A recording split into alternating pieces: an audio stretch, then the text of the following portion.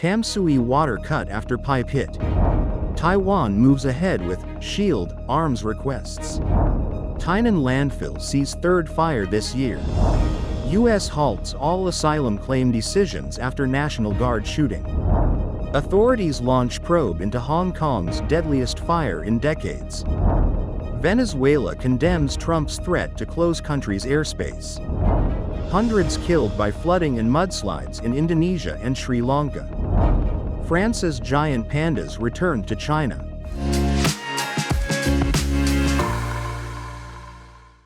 Hello, I'm Helen. Thank you for joining us on FUNDAY News. It is Monday, December 1st, World AIDS Day, and here are your top stories. In local news, a construction accident on the Dambe Road project left more than 62,000 households in Tamsui without water after the crew accidentally drilled into an underground water pipe on November 27th. 60 neighborhoods were affected as pressure was reduced and later fully shut off. The city said repairs were completed and normal supply resumed at 5 p.m. Sunday. President Li's Shout of Taiwan initiative is moving forward as the Ministry of National Defense worked with the AIT security team on a special budget for asymmetric defense.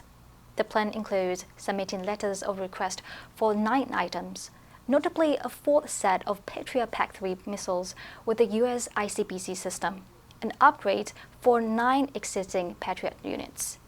A fire at Tainan's Wushuling storm debris site has yet to be fully distinguished, and another blaze broke out on the night of November 30 at the Chenxi Phase 2 landfill in Annan district, marking the city's 3rd fire this year. Mayor Huang Weizhe and senior officials inspected the scene. Authorities believe the blaze may be a continuation of last month's incident, but say no asbestos materials were burning. And in global news, the Trump administration has held all asylum decisions following the shooting of 2 National Guard soldiers in Washington, D.C. It came hours after U.S. President Donald Trump pledged to permanently pause migration from all third world countries. The flurry of immigration decisions comes in the wake of Wednesday's shooting, which left 1 soldier dead and another in critical condition, and which officials have accused an Afghan national of perpetrating. While the first of these specifically targeted Afghans seeking to enter the U.S., other decisions have been far more wide-reaching. USCIS, a branch of the Department of Homeland Security, has been told not to approve, deny, or close asylum applications it receives from all nationalities. Its officers can continue to work on asylum applications and review cases up to the point of making a decision. Trump did not name which countries might be affected by his migration pause, which could face legal challenges and has already prompted pushback from UN agencies. The U.S. president's recent announcements represent a further toughening of his stance toward migrants during his 2nd presidency. Hong Kong's deadliest fire in decades has raised questions about corruption and negligence in the renovations of the apartment complex, where at least 128 people died. Police arrested 3 men from a construction company on suspicion of manslaughter and gross negligence. The authorities said that on Saturday night, they were released on bail but were then arrested by the Independent Commission Agent Corruption, pointing to their leadership roles in the renovations. The ICAC had also previously arrested 7 men and 1 woman associated with the project. Police have not identified the company where the suspects worked, but documents posted to the Homeowners Association's website showed that the Prestige Construction and Engineering Company was in charge of the renovations. Police have seized boxes of documents from the company. They are investigating the materials used, both the netting on the scaffolding and the foam panels, and their role in the blaze. 3 prosecutions were brought against the company over breaches of safety regulations for working at height in construction, and convictions in 2 of the cases resulted in fines totaling 30,000 Hong Kong dollars, $3,850. The company was also fined 3 times in 2023 for separate violations.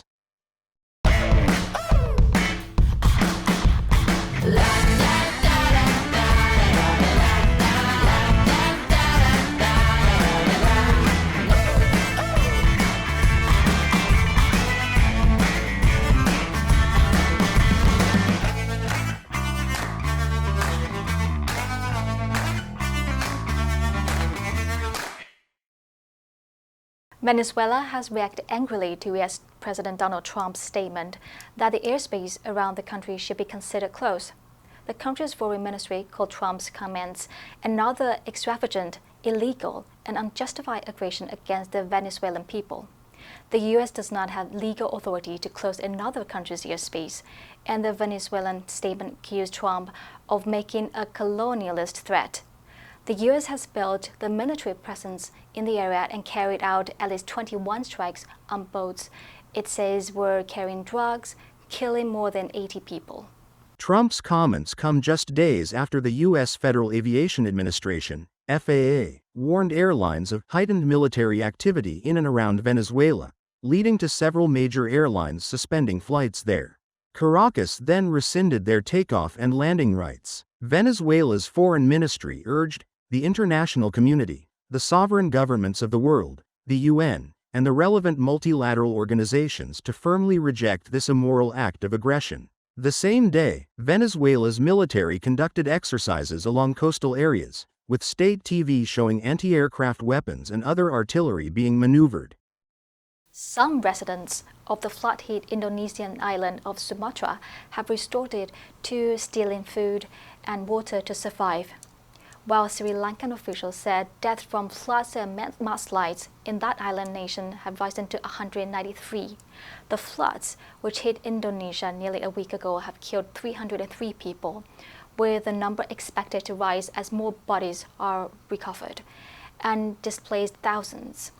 The deluge triggered landslides, damaged roads, cut off parts of the island, and downed communication lines. The challenging weather conditions and the lack of heavy equipment also hampered rescue efforts. Aid has been slow to reach the hardest-hit city of Sibolga and the central Tapanuli district in North Sumatra. Videos on social media showed people scrambling past crumbling barricades, flooded roads, and broken glass to get their hands on food, medicine, and gas. Some even waded through waist-deep floodwaters to reach damaged convenience stores. Nearly 148,000 people have been displaced from their homes and are housed in temporary shelters. Sri Lanka's conditions worsened Thursday, with heavy downpours that flooded homes, fields, and roads and triggered landslides mainly in the tea-growing Central Hill country.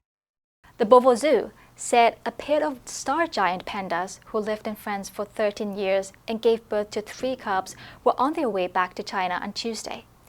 Huan Huan, the female, and her partner Yuan Zai, both 17, are traveling on the 12-hour flight from Paris Charles de Gaulle Airport in large white boxes with windows, breathing holes, and the inscription Bon Voyage. For decades, China has gifted friendly nations with its unofficial mascot as part of a policy of panda diplomacy. The country now loans pandas to zoo on commercial terms. During a goodbye ceremony at the airport, the zoo director said that they are reaching an age that requires highly specialized care and will benefit from the optimal environment at the Chengdu research base of giant panda breeding, where they were born. The pair have been famous in France since they arrived at the Beauvau Zoo in 2012. Huan Huan gave birth in 2017 to the first panda ever born in France, Yuan Meng. She also gave birth to female twins in 2021, Wan Lily and Yuan Dudu. They will remain at the Beauvau Zoo for the time being. In Chengdu, the pair will continue raising awareness among visitors about the conservation of this iconic species. There are about 2,000 pandas living in the wild in China and 500 in captivity worldwide. The answer for last Friday was C, unaccounted for. Several passengers are still accounted for after the storm. Did you answer correctly? Now let's delve into today's news. US holds all asylum claim decisions after National Guard shooting. Number 1, permanently, 永久的, 长久的. The company decided to close the factory permanently. Number 2, critical, 关键的, 批评的. It is critical to finish the project on time. Number 3, asylum, 庇护, 避难所. Thousands of refugees sought asylum in Europe. Next, we have a multiple choice question for everyone to practice. Which answer would you choose? You can write your answer in the comment section. The correct answer will be announced tomorrow. World AIDS Day was first held in 1988, just 4 years after the discovery of the virus and its official classification. Since the discovery of the virus and its subsequent disease, More than 35 million people have died from AIDS, putting it far ahead of many of the other most devastating diseases in human history. And that's all for today's FUNDAY News. Be sure to tune into FUNDAY News from Monday to Friday and click the link below to join FUNDAY for free. I'm Helen, your host. I'll see you next time.